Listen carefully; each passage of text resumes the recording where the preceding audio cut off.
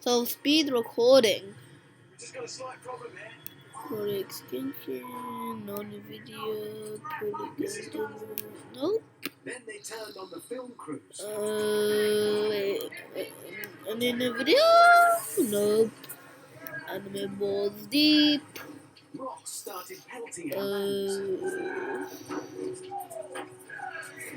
I was gonna die for the 15th time. Deku new real true power revealed. Bro, you can just see, look, bro. Like, oh, One Piece! One Piece! But, you know. A bit of One Piece. Like that.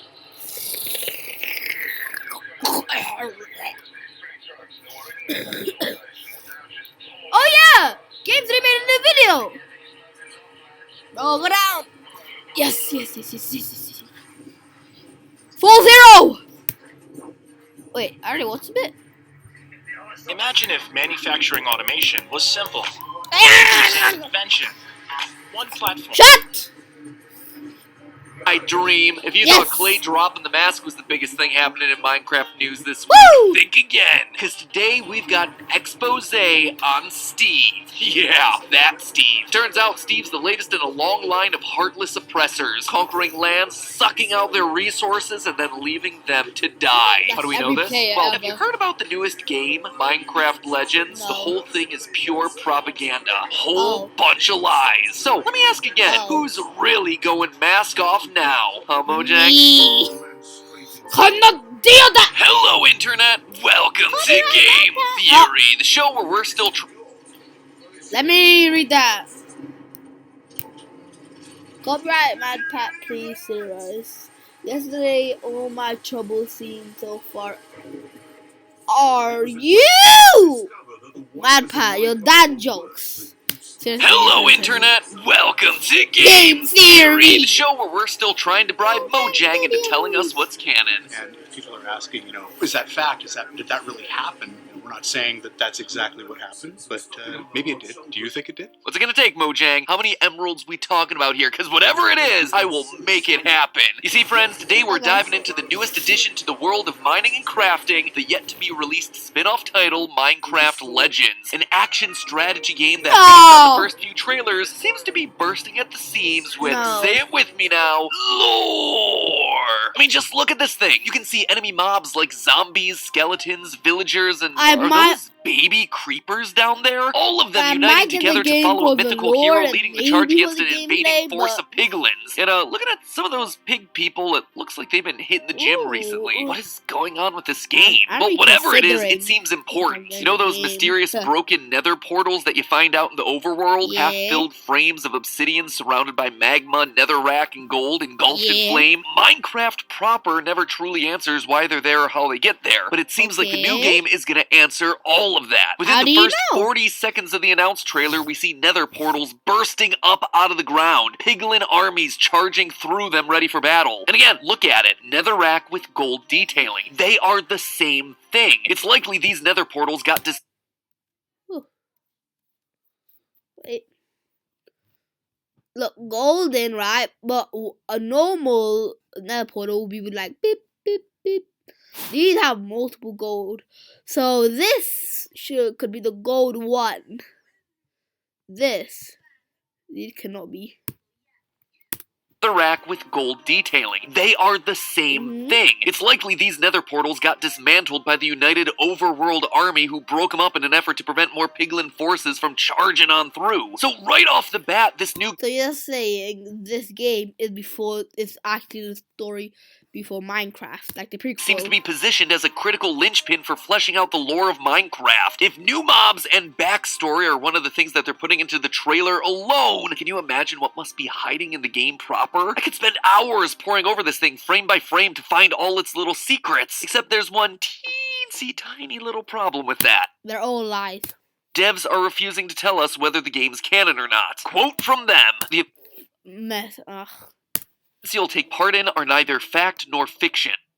Oh. They're simply part of a tale that's been passed down from villager to villager, which is exactly the sort of stuff that we see in the opening seconds of the trailer. A villager holding a book and us zooming through the pages into the world of the story. Because let's face it, nothing helps the clarity of storytelling in video games like when a series introduces books of questionable canonicity. Anyway, the way I see it, It's free real estate. and with Minecraft Live coming up next week, I figured now would be the perfect time to look into this game to start theorizing about its canonicity and how its story may be able to fit into the wider Minecraft narrative. Because let me tell you, friendos, I don't buy it. I smell something fishy here. Oh, sure, this legend being passed down amongst the villagers, the narrative the game seems to be selling us on is all about a hero who unites the overworld to save us from pig-themed invaders. But I don't think it's true, or at least, I don't think it's entirely true. I suspect that what we're seeing here is actually a warning from a dying dimension, and it all boils down to one word: greed. In one of the early trailers for Minecraft Legends called Fiery Foes, we're How can bro matpat? How do you find this out? told some of the motivations the piglins have for invading. The one I like most tells of a peaceful land that did not know. Wait. Let me try this real quick. What? Cruelty. Oh. Until it was attacked by No! Are you? Let's go back. I dream. If you thought clay dropped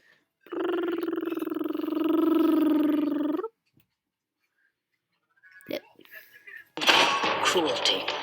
Let's go. Until it was attacked by Weak. invaders, spreading the scourge of greed. greed. The piglins are attacking because they're greedy? I mean, I guess I can see that. If you throw out gold when encountering a piglin mob, they'll forget they were attacking you and run straight for it, so clearly they are motivated by at least some level of greed, but something just seems off about this explanation. I mean, gold is actually pretty plentiful in the Nether. It's literally all over the place. Sure, the overworld has gold too, but it's much more sparse than in the Nether. It would make much more sense if They stole all the gold, and the land somehow grew and somehow took it over. Now they're like molded with the gold. So now that's why I'm not sure. piglins were interested in diamonds or iron, resources that you can't naturally find down in the Nether. But nope, they don't really seem to care about those. Sure, you can find diamonds and diamond armor down in the Bastion remnants, but those feel more like things that they've collected with no real understanding of their use or value, considering that they choose to wear gold armor and use gold weapons instead of opting for the much stronger diamond-based items. So the idea that greed They're literally pig. They don't know. was the thing that led the piglins to the overworld Shiny.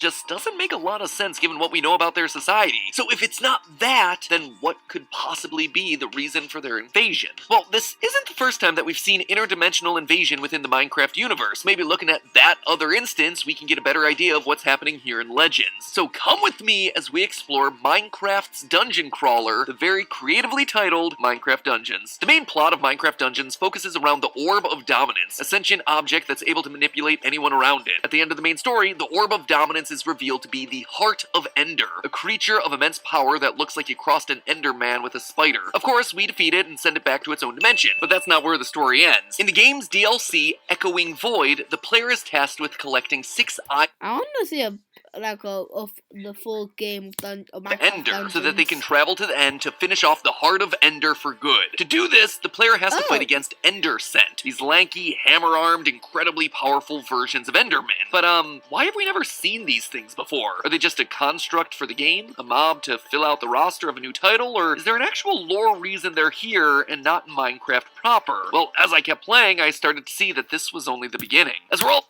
They're lazy. Like literally, they put other games like more. How do you say more things? Like please let us like have one of those big monster thingies, bro. I like a new mob, a new big mob. I don't think it's not gonna be another dimension, but a new boss, please. very familiar Something like with by a now, the mini-boss? end in vanilla Minecraft is a fairly desolate wasteland. You've got abandoned cities, a very limited number of mobs, and a singular type of plant, the chorus fruit. But over in the Minecraft Dungeons Echoing Void DLC, Big the end forehead. actually looks very different. You'll find that there are a Big number forehead. of species and subspecies Yeah, that big we've never forehead. encountered before in the regular game. Oh, In addition hothead. to the giant ender Literally. sense that I just mentioned, there are also 3 types of enderlings: watchlings, lastlings, and snarelings. The end also appears to have plant life beyond just chorus fruits, with plenty of grass and trees lining the pathways through the game. This is a huge change from the barren yellow wasteland that we're familiar with in vanilla. But why? What could this possibly mean? Is this just because a different developer worked on the game, or because they were looking for an easy way to expand the franchise? No. And we know this for a fact due to one creature, the endermites. You see, the loss of animal and plant life that happens between Minecraft dungeons and main game Minecraft is known as biodiversity loss. Something has caused the dimension to undergo a massive decrease in the number and variety of flora and fauna living there. Now, in the real world, biodiversity loss is generally a marker that the ecosystem is down. Imagine the critics were like, oh,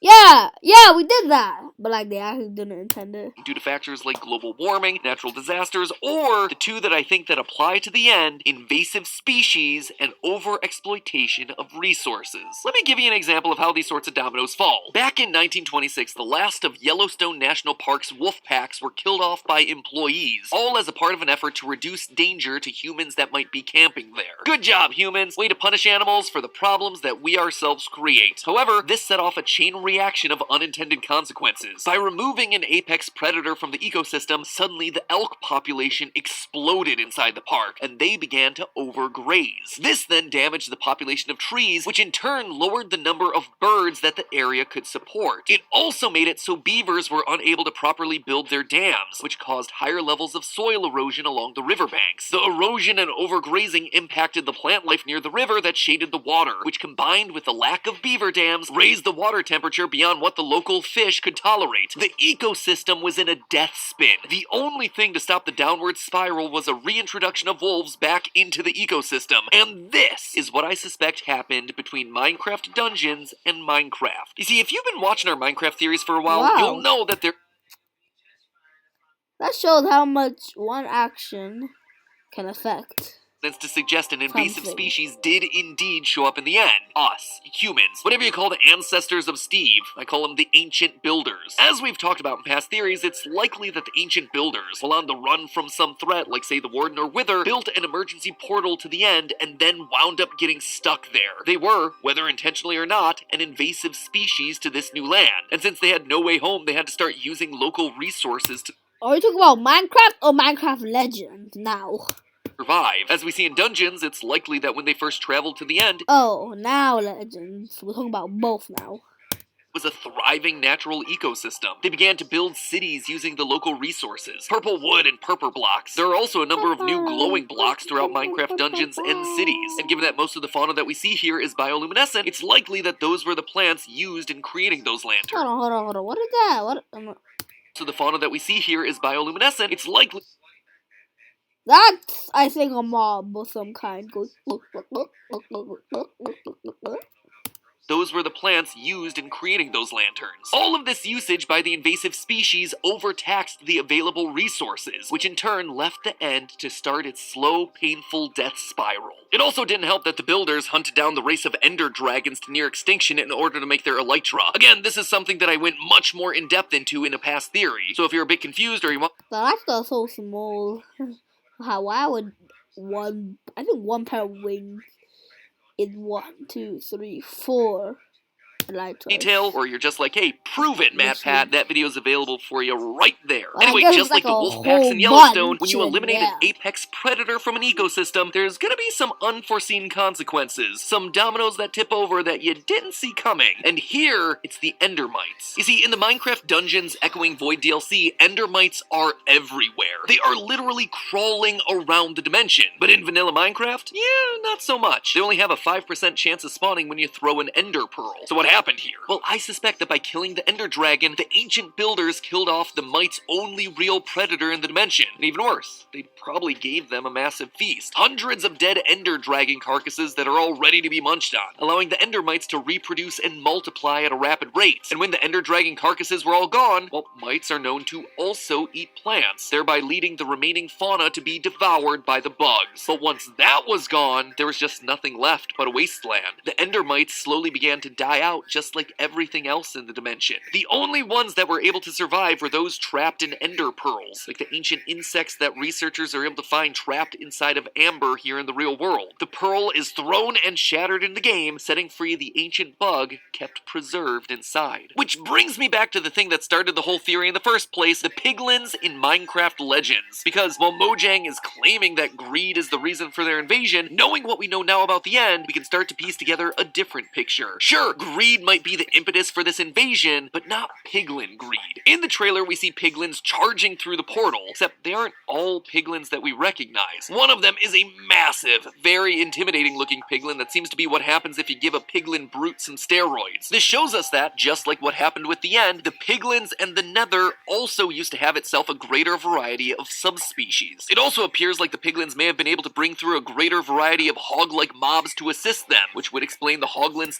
That's the nether, not the end, so how would they be afraid of endermites? that can be found in some bastion remnants. But by the time we reach regular Minecraft, piglin society has been reduced to a crumbling ruin. They're a species that hoards the last remnants of their most precious resource. This isn't about greed for gold, it's about resource guarding, a behavior that's able to be seen in dogs when they're insecure over losing access to something that they deem important. This resource insecurity showcased by the piglins and the obvious drop in biodiversity that we see throughout the ecosystem points more towards the same issues that the end faced in dungeons: resource depletion and ecosystem death. The piglins may look like they're on the attack throughout these Minecraft Legends trailers, but in reality, they're the ones on the ropes. And the reason for that, the ancient builders. I suspect that they were the aggressors here, invading the nether, taking what was down there, and the only recourse that the piglins had was to go to the overworld to fight back or go extinct. So if this is potentially true, then why doesn't the game just come right out and say it? Well, like the famous saying goes, history is written by the victors. I suspect the Minecraft Legends might be written that way as well. We've just talked about the fact that the nether appears to also be facing biodiversity loss, fewer piglin and hoglin subspecies, a nether ecosystem that feels like it's being picked clean. It's the exact same thing that faced the end throughout dungeons. It was caused by ancient builders coming in and over-farming resources. So, is it that much of a stretch to believe that the same thing is happening right now in the nether? And immediately you can start to connect the pattern here. The ancient builders arrive in a new dimension, they start farming its natural resources, they do irreparable harm to the ecosystem, and then the ecosystem tries to fight back. First we saw it with the Heart of Ender in Dungeons, and now we're seeing it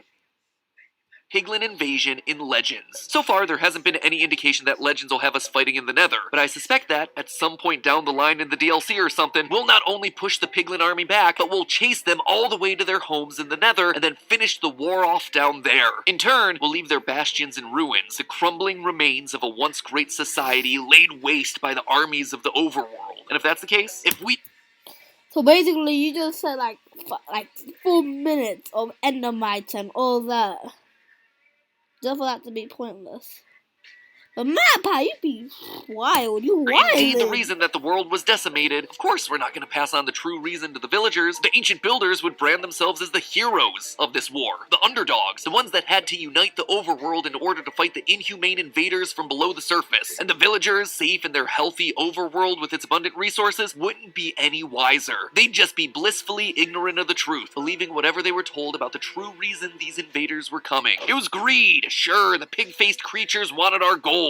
And yeah, it might have been greed, but it wasn't the piglins who were greedy. So, is Minecraft Legends canon? Yes. And no. The legend is canon. I have no doubt this story persists among the villager communities, but the story itself of an invading pig army? No, it's fiction. Or at best, it's a half-truth. It hides the reality that resource-hungry overworlds came, saw, and conquered, with zero regard for the species that lived there. Who would have ever suspected that this game, all about building, would have its roots tied to so much destruction? But hey, that's just... What if it didn't even intend this? What is, bro? Theory. A game theory. Thanks for watching. And hey, if you're interested in some more Minecraft... Nope. So, subscribe! Right now, so we can beat non-stop power!